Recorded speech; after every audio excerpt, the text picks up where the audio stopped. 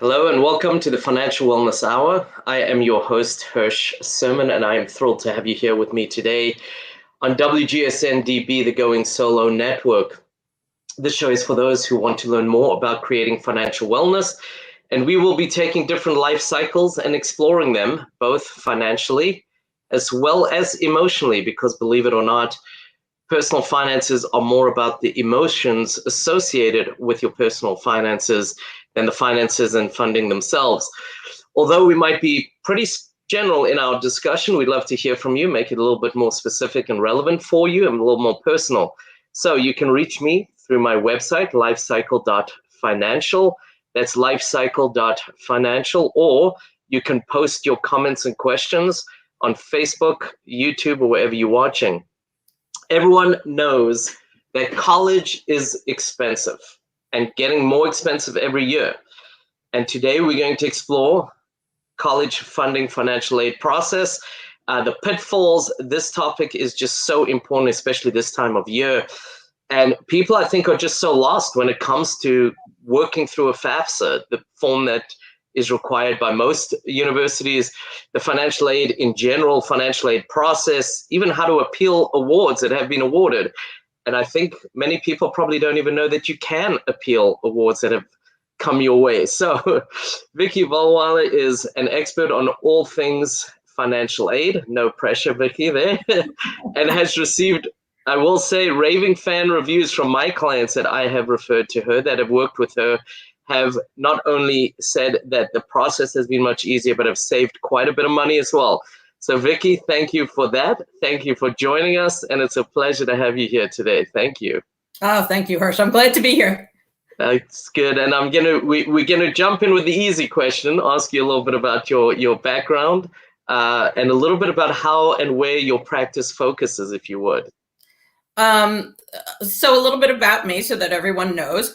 I have my MBA from Syracuse University, where I went on a full free ride and stipend. So in effect, they paid me $10,000 a year to go for my MBA.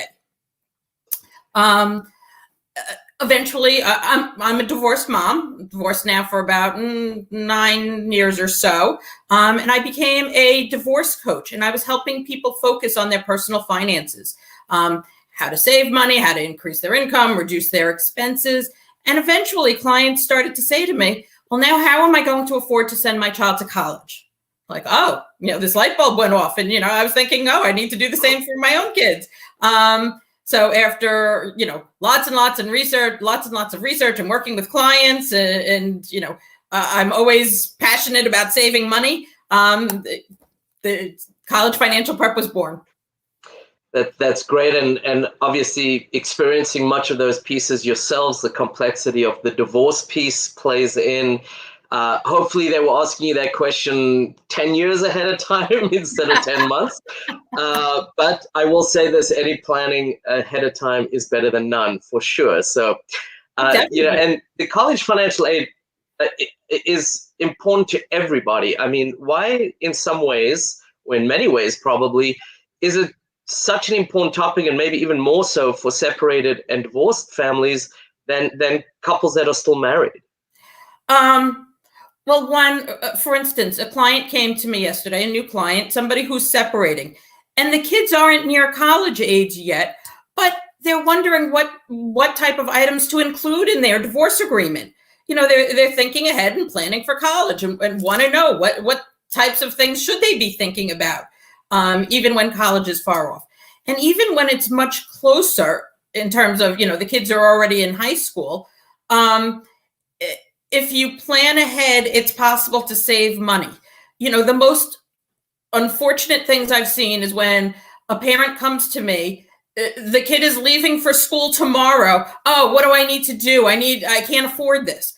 No, it's important to plan ahead. And, with the cost of divorce and the impact on the families, and now you're taking, one household's income and dividing it into two, it really is possible to save money on the cost of college. And that could benefit both parents and the child. So it's important to plan ahead to make sure that all those pieces are in place. And that's so true. And we'll get into a little bit more about what's coming up for financial aid. But I think what you're saying is so important. There's so many pieces to that. One of them is the simplicity right now of who do you pick as a custodial parent? That in itself can make such a big difference in this whole process. And we covered that a little bit with you on the show at the opening, if I can say, the grand opening of this year's financial aid process. And we spoke about that. But there are sometimes very simple steps that you can take that make a very big impact in the way that you choose those steps. So I think, as you said, planning ahead of time, not that day before, definitely can make a huge impact and a big difference to ultimately your bill. And the other thing I will throw out is very often people forget, they look at the sticker price, but they forget there are a lot of peripheral costs in addition. So it's often very much more expensive than you even think it's going to be when it comes to something like college. And it's already daunting just to see the price tag, so, and I've been there. I will say I did not pay this. I don't know if I've ever shared this with you, but last school year, I had 2 kids in college and 1 in a private high school. My tuition and dorm bill alone was $127,000. Promise you I didn't pay anything close to that, but it can be extremely daunting. And those are the kind of numbers that we are talking about when you have kids that are pretty similar in age. So definitely the planning, understanding, and working with a professional who understands this is so important for people. So. I'll give you a quick, for instance, talking about that. We're going to get into, what can be done right now at this time of year. But I'll give you a for instance from last year. One family that was recently separated, 3 children going into college. One was currently a junior, one was a sophomore, and one was a 12th grader in high school.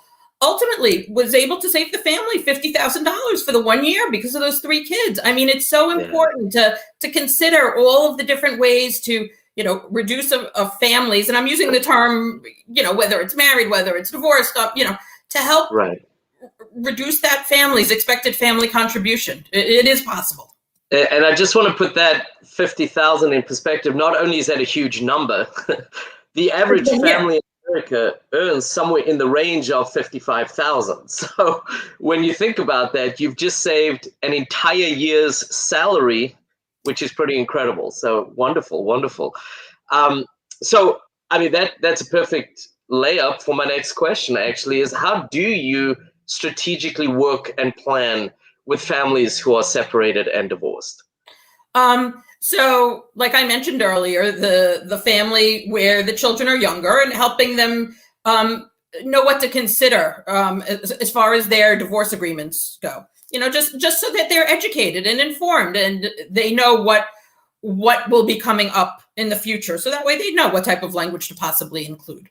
And what they should discuss amongst themselves to consider for the future and saving money for college. Also, when the children are in high school, it's important to strategically develop that college list. It's important to look for, and this is something I'm doing currently right now mostly with 11th graders, some 10th graders and their parents, but we'll be developing a college list, and that's going to look at the family's finances. Depending, can they get need-based aid? What is that forecasted EFC look like for that family? We're going to consider the children's interest. Where do they want to go to school? What type of geography? What potential major? We're also going to look at the child's academic achievements so far and look for merit scholarships. And also, especially in the case of divorce, we're going to look for the schools that may not look for the non-custodial parent's income. It is possible to find that information. Certain schools do require it. Certain schools do not require it. So especially with separation and divorce, that's a key thing. And so just elaborating on that, the power of understanding these kind of things, being able to discover that is very often the custodial parent may not even be the one who's earning the major wages within the couple, right? Exactly. And so when you're looking at one income and the lower income, the ability to get financial aid, whether it's scholarships or loans or whatever it is that much greater. And again, correct me if I'm wrong, but this is my understanding. Obviously, from a need base, if one person's earning 100,000, the other person's earning 60, and you only take the 60,000 instead of the full 160,000, that's a significant difference when they look at you for need. Definitely. the ability to get more would be that much more then, right? Definitely. So that's something that I work with parents on because it's a key way to save money. Right. There also has to be, and I'm sure most people going through separation and divorce have heard this before, the dreaded C word, communication. You still have to communicate with your former partner. You still have to communicate with the child and all be on the same page and striving for the same goals. Because if the child only wants to go to that $75,000 a year school and you don't have this conversation up front, there's going to be a lot of hurt and resentment come, decision day when you have to decide what school the child is going to. So, I always like to stress that to parents up front, because when we're going through this exercise of developing a college list, there may be certain schools that we're going to need to, just totally, not even consider just based on price. Right. So it's important for everybody to be on the same page. Right. And being realistic in this, just putting on my financial coach hat here a little bit. It's wonderful to say you went to certain schools, but at the same time, if you now are a slave to that school for the next 25 years because of the debt that you've incurred, that's just maybe not worth it, right? Obviously. Right. So it could jeopardize the child's future. It could jeopardize the parent's future retirement. Absolutely. Yeah, that's where I was going. I mean, just to put it in perspective, and this is across the board from undergrad, I'm talking undergrad, but across the board from state schools and everything else. Not this last year, but the prior year, the average student came out with over $30,000 in debt. And many of those people are going on to grad school. Right. And they're going to incur that much more debt, So just putting those things in perspective, and it's not a 4-year look, it's really a much longer look. And the planning and understanding how these schools differ, maybe taking an equivalent school can be, 60% of the cost ultimately, because you made the right decision and you planned ahead of time. Right. It's definitely important to consider, if the child knows what their major is, what that potential return on investment looks like. Right. Is it worth attending the much more expensive, college, or, can the same be accomplished with a lower cost, in-state university?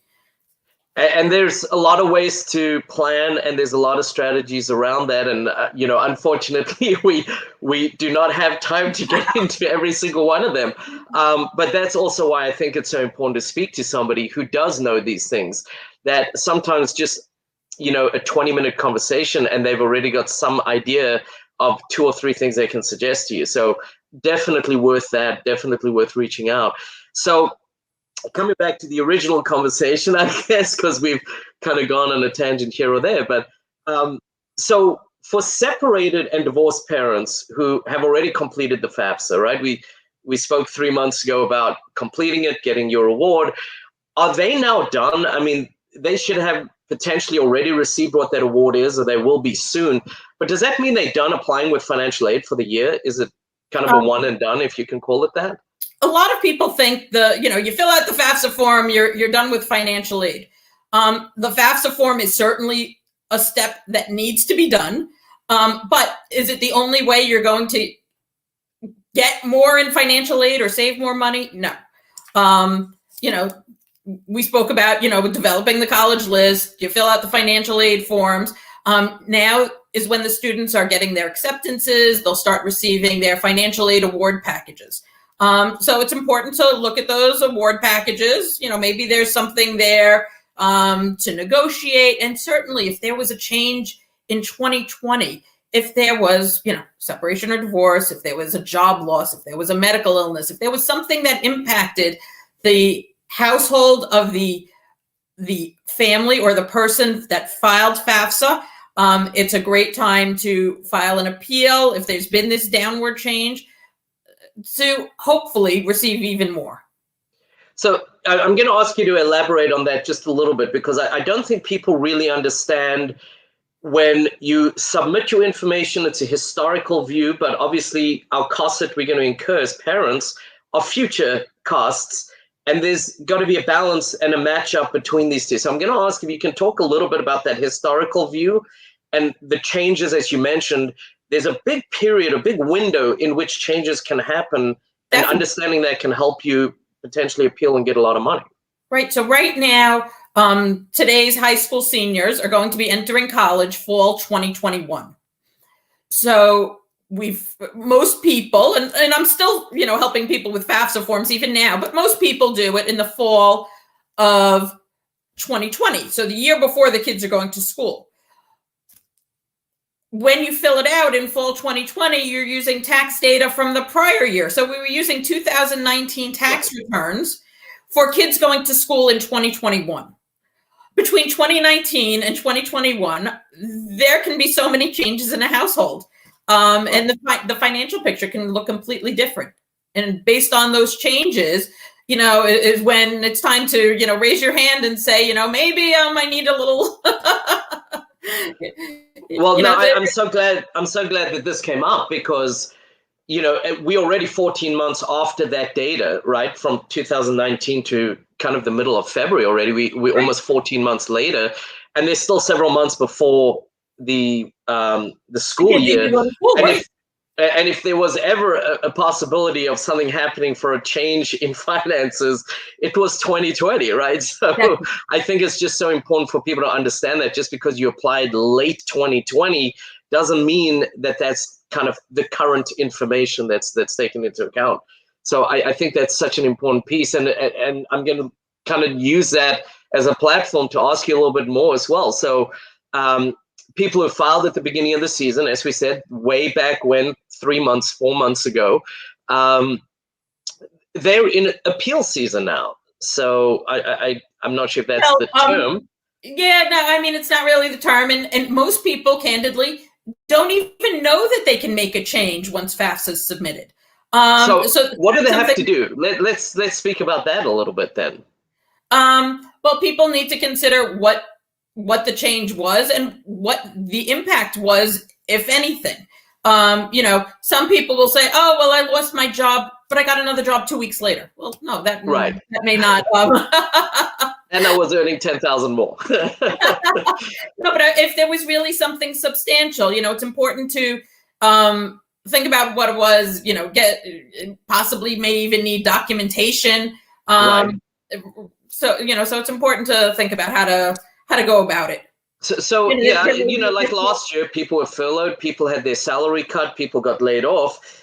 And let's say somebody is in a situation where they have the ability to or potential to get a higher reward now based on their current situation. What do they actually have to do? How do they actually appeal? Do they go through the FAFSA system again, or do they go straight to the school?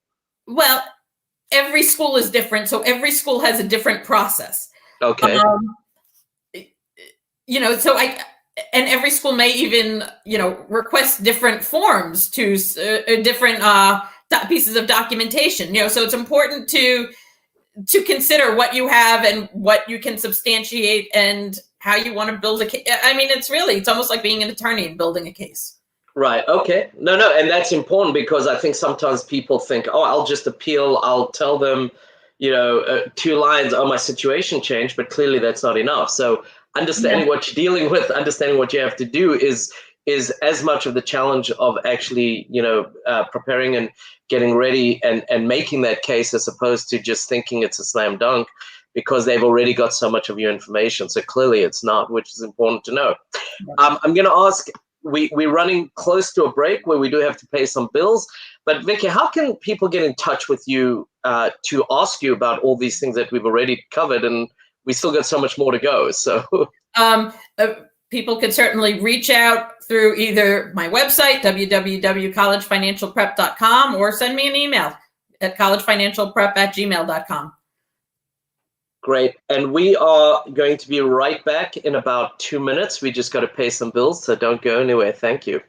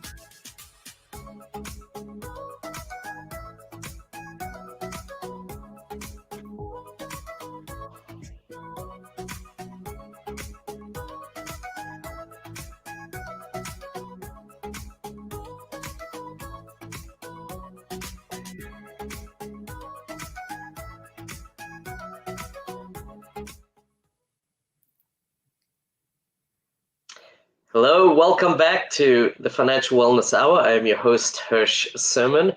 Today, we are on WGSN-DB, Going Solo Network. Today, we are speaking about the financial aid process, appeals. I always try at the break or after the break to recap some of the things. And I know, again, I have not got everything down on paper, but these are some of the main topics we've covered. Obviously, planning ahead, especially if you're looking at separate, or if you are separated or looking at a divorce. These are very important things to put in your marriage settlement agreement, or what's called an MSA or dissolution agreement. Wherever you are, different states have different terms, but very important because small things within your dissolution agreement can make big changes to the money that you potentially get. We've spoken about appeals, building your case, the original, how do you get into Fafsa and what do you do? And for divorcees or people separated, we spoke a little bit about communicating. Not always the easiest thing, but keeping in mind, I think when it's for your child's future, you do not want to mortgage their future to a college loan. You want to set them up with sending them to college for a successful future. So it's important to communicate and understand. And then we touched a little bit also on the variety, and there is such a broad variety of how the schools actually look at people's abilities to pay that expected family contribution, that EFC.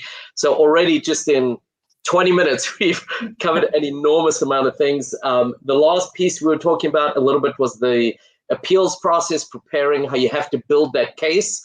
It's not a slam dunk just because something changed in your life. So I think we've already covered this, but let's just kind of, maybe it's a good recap of what we were speaking about before the break. Does filing an appeal guarantee more money? No. Every single school is different. Every school uses different formulas. Every child is different. No, there's no way. Some schools, and it also depends on what that EFC is reduced to. Some schools maybe meet more need than other schools. Some schools may say, okay, well, you can take out an additional loan if you need to make it up. So no, it's not a guarantee. And when I work with families, or, even one parent or the other, it is possible based on the numbers to guess what might happen, but no, I can't guarantee how much they're going to save. Right. But typically who I've worked with, my clients, they have all experienced savings, but if you're talking about somebody, they earn $500,000 and, all of a sudden their household income is now reduced from $500,000 to $400,000. Like, I'm sorry, you're probably not saving anything. So it really depends on. Right. So, I mean, that isn't, sorry, go ahead. No, it really depends on so many different factors. Whether the child is eligible for more merit aid, whether the family is eligible for more need-based aid, based on like the various schools' formulas. One school may say yes and one school may say no. It's really hard. But I think it's really important to maybe touch on that a little bit when it comes to income. Sometimes people are thinking, I make too much, and you may make too much to get a need-based award, right? But there's so many other awards out there. So can you talk a little bit about that? Just because you have a high income, does that mean you shouldn't file a Fafsa and try to go through the financial aid process? Everyone should file. So important, and many people don't even realize it. A lot of the schools, and it sounds very counterintuitive, but they offer merit scholarships, but they offer, and this isn't 100%, but many of the schools will only offer the merit scholarships to people that submitted a Fafsa application. So, I mean, that's one reason right there. I mean, even if they're only going to offer, and I'm making this up, 1,000 or 2,000, of course, fill it out. Why not? Why would I want the free money? Other reasons right now to get for the student to qualify for a loan, if you're going to need a loan, you need to fill out a Fafsa form. And that loan's only $5,500 for freshmen. But still, it comes with the lowest interest rate, so it's important to fill it out. Other reasons, if the child wants to apply for work study, you need to fill out a Fafsa form. And last reason that I tell people to fill it out, it's almost like an insurance product. In the worst case scenario, somebody accidentally gets hit by a bus. I'm making something horrific happens. You already have a FAFSA form on file with the school. It is possible to go and say that there's been this, horrific change. Right. Can you help? As opposed to having to wait another year because there wasn't a FAFSA form on file. Right. I call that the smack factor, when you get smacked by a bus, right? Sorry, bad humor. But I think the other piece of that, just coming back to kind of some of the math you said, even if it's $2,000, and let's say you spend, I'm picking a number, 2 hours, $2,000 is a lot of money, but if you spend 2 hours putting your FAFSA together, you've just earned $1,000 an hour. There's not many places you can do that to begin with, right? So anything you get is worth it. And especially with scholarship, it's free money. So why not go after the free money? So Exactly. So, we've spoken about what we kind of did a little bit maybe out of order, but we've spoken about, actually going through the process, filling out the FAFSA, appeals. Now, how do I find out? I'm a family. I'm sitting on edge because obviously I want to know or as a kid, I want to know which school I'm going to. So how does the family find out if they've saved any money? What is the determination? How does this all work from that perspective? Let me back up a little. It's not, so filing appeals, this change in circumstance, it's not just for kids that are going, from high school to college. This can be done at any point. If there's because FAFSA needs to be completed every year. Right. If somebody, is separated and the child is a sophomore in college, it's important to appeal and make a change. So it's for all students, high school, 12th grade and college age students. Right. And that's important. Every year is its own system and process put together. It's kind of like when you do your taxes, you can't say, I haven't filed my taxes for 19, I'll just throw them into 20. Right. I actually had a client ask me that yesterday, to be honest. You have to deal with 2019, you have to deal with 2020 separately. It's the same thing with every year of college. As you go into your freshman year, that's 1 year and one process. And the next process, that next year can be a completely different process. So I'm glad that you brought that up. That's important. You can't just say, oh, there's a FAFSA on file, fine, we're good to go. But coming back now, so we go through the process, whether we high school, whether we our junior going into our senior year of college. What now? How do we find out? How does it come to us? How do we even understand what we're looking at sometimes? Because this is not what we usually look at and understand, right? Typically for the kids in high school, I mean, so many kids they're receiving everything by email. So it's important to just follow up with the child and their email, which I know isn't always so easy. But check your spam.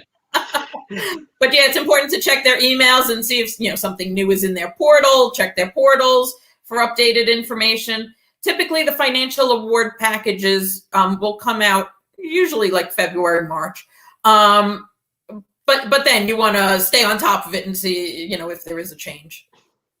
So and it's so funny, we talk about how things change, and I know when I was looking at this, right, I'm going back 30 plus years ago, right?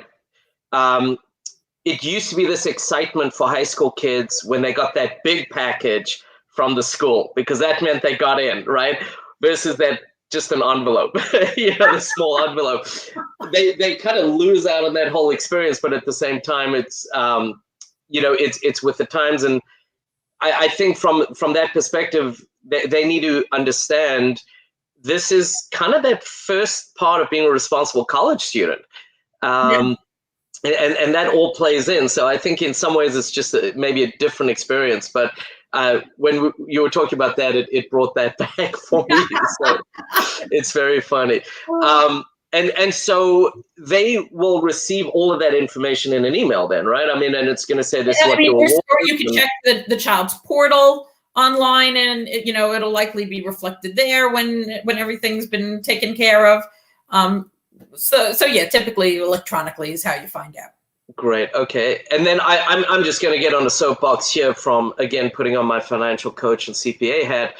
What I find, and I don't remember the exact statistics, but it's over 50%. This is something that was done by one of the big four accounting firms.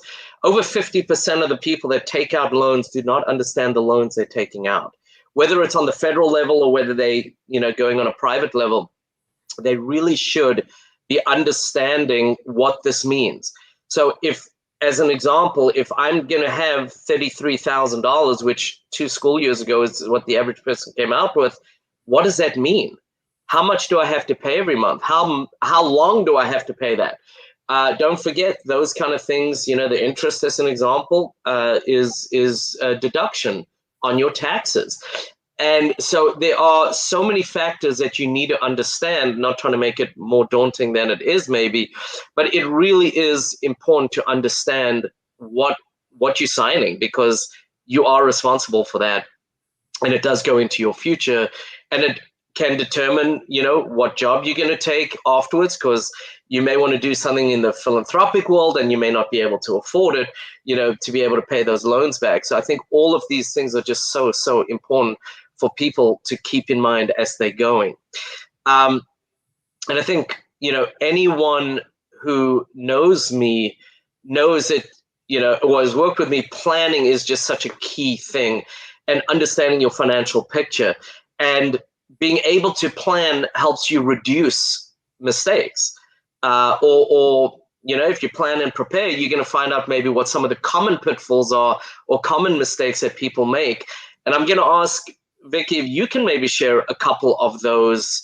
People go through this process, and I don't think most people are using someone like you, unfortunately, and I think they should. But what are some of the mistakes, especially you might see it more in an appeal than, anything else, but what are some of the things that you see people doing that you like internally are just like shaking your head again? Why did they do that? Why did they do that? There are lots of things. I mean, it's really from the beginning, perfect example. A lot of times the parents or the child, they only want to go to a rah-rah school or a name you see on every single bumper sticker. In all likelihood, the ones you see on every bumper sticker don't have to be as generous with the money. So that could be a mistake right there. Not being open to other schools, being very closed-minded, that could cost money. Sometimes not exploring schools that may not be up to your standards, but like looking at their honors programs, that could come with huge amounts of merit money along with other benefits. That besides, scholarship money, they'll have priority registration. They may have priority housing, increased networking opportunities, special programs. I mean, there are lots of opportunities there with the honors programs, which I think are great. Right. And I would throw in, if you're a 145-pound senior who is a big football fan and they have a fantastic football program, it may not be the right school for you because that doesn't reflect on the academics you're going to get, and you're certainly not going to be playing on their football team. So I think sometimes, looking beyond that kind of interest, and understanding this really is such a personalized process for you and what your needs are. And quite honestly, if you're lucky enough at 17 or 18 to know what you want to do with your future, to be able to match that up as well, I think all of that becomes such an important discussion point as well. So not that we painted such a simple picture of the process, and not to freak anyone out about the already confusing process, but you and I have actually had a couple conversations on this, and there is a new Fafsa Simplification Act. This comes back into the preparing and understanding ahead of time because it's not happening immediately. But on a high level, can you talk a little bit about what's expected to change through this? Yes. But let me say this in terms of it's not going to happen immediately. So this Fafsa Simplification Act is going to go into effect for the 2023-2024 year. So anybody with kids going into college now, it is going to affect them while the kids are in college. That said, 2023, 24 academic year, we'll probably fill out FAFSA forms, figure fall 22. You're going to be using 2021 tax returns, which is now. True, right. Right. So, it's time to start thinking about this. So basically what the Fafsa Simplification Act is saying on a high level, if you have 2 or more children in college at the same time, it's no longer going to consider that. It used to be if you had more than 2 children, or you had 2 children in college at the same time, that would figure into the EFC formula and help reduce what your expected family contribution was. Also, now they're going to change, and this doesn't harm or hurt harm or help anybody, but EFC will be called SAI for Student Aid Index. So just the terminology is going to be changing, but really it's the same thing. So it's no longer going to consider how many kids you have in school. Also, specific to separated and divorced parents, it may no longer look at who the custodial parent is, but rather which parent contributes more financial support to the child. Right. So that's the biggie that we're going to be dealing with, and how best to manage that process. And it is going to take planning ahead to accomplish that. So yeah, so it's not going to be as simple as it is now in some ways. And again, as you said, it's already starting to creep up on us because we looking at current year's data when we used to file. But I would also say these are the kind of things, this is my getting on a soapbox. These are the kind of things I think we think, oh, that's 2 years away. I'll think about it. And before you know it, it's 2 years later because you didn't think about it. And it's put on the side burner. So I do think keeping up to date with it, I'm sure what's being announced now may change a little bit as well, but just being aware and putting a note for yourself, maybe even this time next year would be a perfect time to really start to dig in. I know that sounds like a long time, but if you don't do it then, within 6 months, 7 months, you're going to be filing for the new FAFSA process, the Simplification Act. And we just need to be aware, we need to understand all of that as well. So because of these upcoming changes, what do you think, and maybe it's too early to know this, quite honestly, but what do you think will be most important for families to know that are dealing with divorce, as an example? Well, for anybody that's going through a separation right now, you were talking about the marriage separation agreements. I think it's very important to consider this, to think about how you want to structure it so that perhaps maybe one person is contributing more financial support than the other, and how you might want to accomplish that. Certainly. So being deliberate in how you structure that is, in a way, I think is what I'm hearing anyway. Yes, definitely. Right. Okay. And there may be, there isn't anything formal that's come out yet as to, how right. to substantiate it, but it's important to think about and consider. And also for divorced parents, people that have already gone through the process, maybe there is something where you and a former spouse can speak and possibly modify things that will be to your best interest, right. In accordance with these new rulings. Right, and I think that is so important, especially, there's certain things that happen. A perfect example is many people got divorced before the health exchange was put into place. And they are doing certain things the way it's set up, but it may actually be adverse for when you file your taxes. In fact, I'm dealing with that right now with somebody who had an $8,400 hit because of this. But sometimes these acts are put into place and they're not even anticipated because, when a divorce is happening, because it's not on people's radar. And I can tell you, unless you are thinking about it or working with it, this kind of thing is not on the radar. It's 2 years out. Most, as an example, divorce attorneys are not thinking about what the financial aid process is going to be for the 23-24 year. So now that people know, now that they're hearing about it, keep it in mind. And before you sign your MSA, that dissolution agreement, I would suggest reaching out to Vicki and saying, hey, Vicki, can you just double check this for me? Because I think that kind of thing is so important. And unfortunately, Vicki, I wish we could go more into this. We can't, we're running out of time. But can you share, how can people get in touch with you quickly again? And then I'm going to have to wrap up this time like flu. I can't believe it. So. Sure. You can reach out to me through my website. It's www.collegefinancialprep.com. Reach out to me via email, collegefinancialprep@gmail.com. You can find me on Facebook and follow all of the happenings that are going on in the financial aid world at facebook.com/collegefinancialprep. I will say, well, firstly, thank you, Vicki. This, I mean, shedding light and sharing your insights and again, helping people think not just for 6 months from now, but, 2 years, 3 years on some of the changes.